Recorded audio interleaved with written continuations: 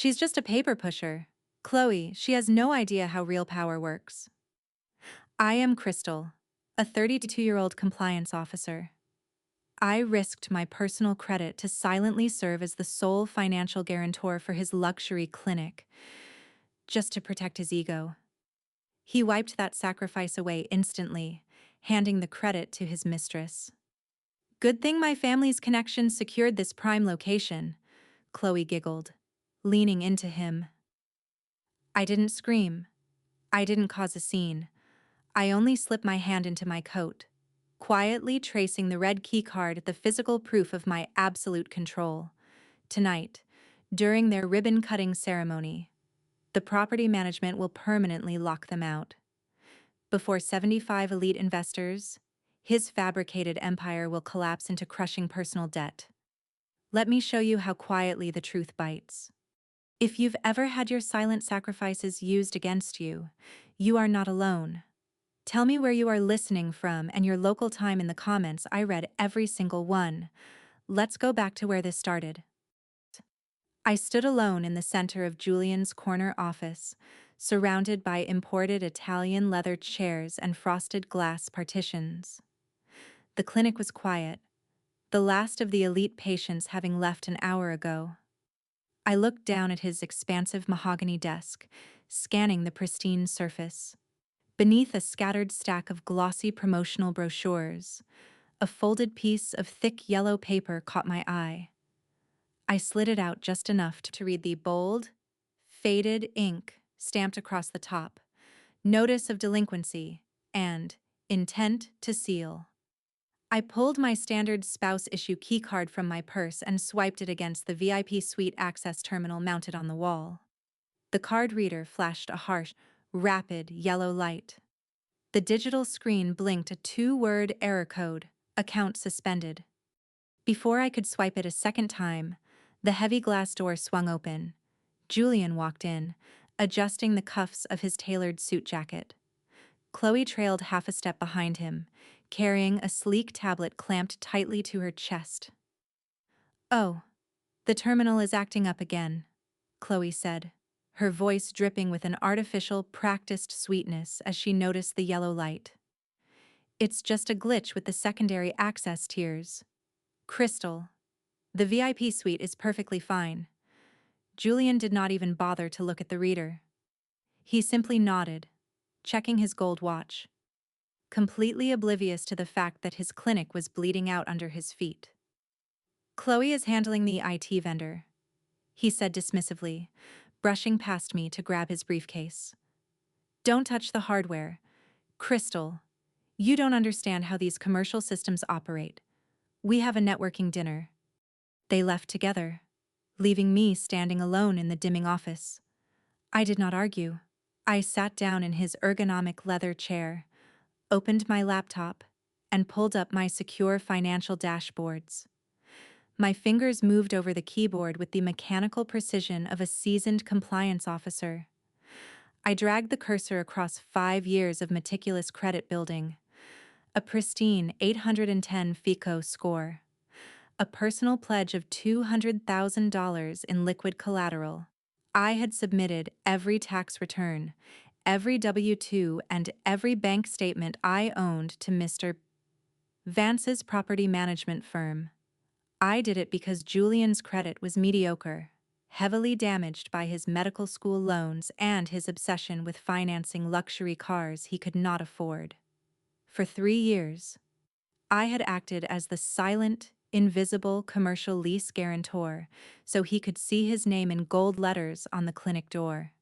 I paid the invisible toll so he could play the brilliant entrepreneur. I reached into the deep pocket of my coat and bypassed the useless secondary card they had given me. My fingers traced the smooth, rigid plastic of the red keycard. This was not a standard employee pass. This was the master guarantor card, issued directly by the building's ownership, giving me absolute, unmonitored access to the digital and physical infrastructure of the entire medical pavilion. I tapped the red card against the terminal. The light immediately turned a solid, vibrant green. The terminal unlocked with a heavy click. granting me direct access to the building's internal administrative network. I connected my laptop to the local mainframe and began pulling the automated property management logs. The data populated across my screen in neat, indisputable rows. The VIP suite was not experiencing a system glitch. The property management had remotely locked the doors at precisely 6 o'clock this morning due to 90 days of unpaid rent. Chloe had not fixed an IT issue.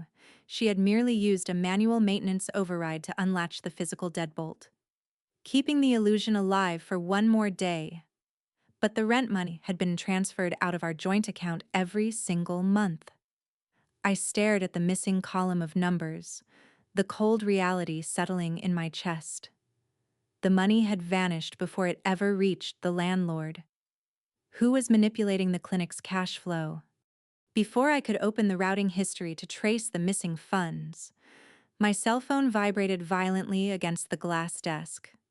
A high-priority alert flashed across the screen from my bank. Severe credit impact. Account delinquency reported. The management company had officially flagged the commercial debt. My own credit score, the flawless financial shield I had built to protect him, was now actively taking the hit for a massive, hidden deficit. The system was coming for my assets, and I was the only one in the room who knew it. The blue light of my laptop screen cast a harsh, unforgiving glow against the frosted glass walls of Julian's office. Outside the floor-to-ceiling windows, the city was settling into a quiet evening. But inside this room, the silence was deafening. I sat motionless in his imported ergonomic chair, staring at the glaring discrepancy on the digital ledger. $45,000 had been automatically drafted from our joint operating account over the last 3 months. The outgoing wires were explicitly categorized in the bookkeeping software under commercial lease, pavilion, yet the property management portal I had just unlocked with the red keycard showed a zero balance paid. The math was brutally simple. The money had left our bank, but it had never reached the landlord. People often think financial fraud is loud and dramatic. They picture offshore accounts, shredded documents, and secret briefcases. But after a decade as a compliance officer, I know the truth. Theft is incredibly boring. It hides in the mundane drop-down menus of accounting software and the subtle alterations of routing numbers. It relies entirely on the assumption that the person in charge is too arrogant to check the fine print. Julian was a brilliant surgeon, but he couldn't be bothered with the administrative burden of his own business. He liked the title of founder. He hated the paperwork. That was always my job. I was the one who handled the mental load, the invisible infrastructure that kept his life upright.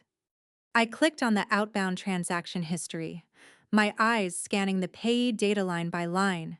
The vendor name listed was Pavilion Management LLC, but the routing prefix was wrong. It was a local credit union code, not the National Commercial Bank Mr. Vance used for the building's escrow accounts. I needed the raw, unaltered transfer logs to see exactly whose name was registered to that destination account. I moved the cursor and clicked Request Official Ledger. A spinning gray wheel appeared, followed by a stark white pop-up box. Security check required. Two-factor authentication code sent to mobile number ending in 88824. I froze, my hand hovering over the trackpad. That was Julian's dedicated clinic cell phone, but Julian never carried that phone during his networking dinners. He claimed the bulk ruined the line of his tailored suits. Chloe carried it. She managed his schedule, his calls, and his security prompts. Right now, in some upscale restaurant downtown, a 6-digit code was lighting up a screen inside her designer purse. If I didn't enter that code in the next 60 seconds, the system would time out. If she saw the prompt and realized someone was digging into the commercial portal from the clinic's IP address, she could remotely wipe the local servers before I could secure the proof. I stared at the screen, a cold stillness settling in my chest. I closed the pop-up box. I did not let the panic win. I opened a new secure terminal window on my laptop, bypassing the standard user interface entirely. I had spent years writing the compliance protocols that governed financial systems exactly like this one. I knew where the back doors were buried. I initiated a forced administrative override, typing in the command string for an emergency guarantor audit. It was a nuclear option in the financial sector. Triggering this protocol would bypass the two-factor authentication, but it would also instantly flag my personal guarantor profile for a high-risk security review by the banking regulators. I was risking a permanent freeze on my own credit lines, potentially tanking the pristine score I had bled to build, just to force the door open. I hit enter. The screen flashed red, warning me of the severe liability I was assuming. I clicked acknowledge. The security wall collapsed instantly. The raw, unfiltered transaction logs flooded onto my screen in dense, black text. I had the proof. I scrolled down to the routing details of the fake management vendor. I highlighted the destination account and ran a cross-reference check through the state business registry database. The results populated in less than a second. The account did not belong to the building management. It was registered to C. Hastings Consulting, Chloe Hastings. She hadn't just altered a routing number to cover a mistake. She had meticulously reclassified herself as an essential third-party vendor, siphoning the rent money directly into her own pocket as premium management fees. She had granted herself VIP financial privileges on my dime, while the clinic edged closer to eviction. I needed to know exactly how much exposure I had before the property management dropped the hammer. I opened the Master Commercial Lease Agreement folder, scrolling past the standard operational clauses until I reached the financial addendums. There it was. The clause Julian had signed on page 42 without reading, eager to get to the celebratory champagne. Section 8. Personal Guarantee Liability. The text was dense and uncompromising. In the event the primary financial guarantor revokes their backing, the primary leaseholder assumes immediate, total, and non-dischargeable personal liability for all remaining debt, penalties, and accelerated rent for the duration of the lease term. Julian had legally bound himself to a financial anchor, completely unaware that he had handed the heavy chain to a thief. I leaned back in the chair, the glow of the screen reflecting in the dark glass of the office window. Chloe was draining his clinic dry, stealing the very money required to keep the doors open. But as I stared at her name on the unauthorized transfers, a colder, sharper question formed in my mind. Was Julian merely a victim of her embezzlement? Or did he know exactly what she was doing? I stared at the financial logs for another minute, trying to convince myself that Julian was just a victim of Chloe's ambition. A fool, maybe, but not a monster. But as a compliance officer, I do not rely on hope. I rely on data. Since the red keycard granted me full administrative access to the pavilion's infrastructure, I opened the central security dashboard. I filtered the CCTV footage for the VIP suite, specifically targeting the dates when those unauthorized transfers occurred. The system pulled up a dozen thumbnail videos, all logged well past operating hours. I clicked on a file timestamped just 3 days ago at 1:45. The black and white video buffered for a second before snapping into sharp clarity. It was not a secret financial meeting. Julian and Chloe were entangled on the imported Italian leather sofa in the center of the room. It was the exact same sofa I had purchased with a $12,000 personal cashier's check, so his elite clients would have a comfortable place to sit. I watched his hands move over her, watched her laugh and pull his tailored collar down. I didn't scream. I didn't throw the laptop. I stared at the frozen frame on the screen, my fingertips going completely numb. The picture of truth was finally complete. stripping away every last illusion I had harbored about my marriage. He wasn't being manipulated by her. He was actively financing his betrayal with my credit, having the audacity to use my sacrifice to fund his affair. I reached out and closed the media player. I was done being the silent host for a parasite. But before I could close the browser window, a high-priority automated message from Mr. Vance, the building's property manager, overrode my screen. It was a formal notice of seizure, because the rent was 90 days delinquent. The management company was initiating a hard lockdown. I had exactly 48 hours before the local sheriff arrived to permanently padlock the doors and seize all physical assets to cover the deficit. If they locked the doors before I severed my legal ties, I would be immediately liable for the accelerated rent of the entire 5-year lease. The clock was ticking, and the system was closing in. I could not afford to hesitate. I navigated to the guarantor management portal, ignoring the blinking 48-hour countdown at the top of the screen. I opened the commercial lease revocation form. It required a master authorization to bypass the standard 30-day waiting period.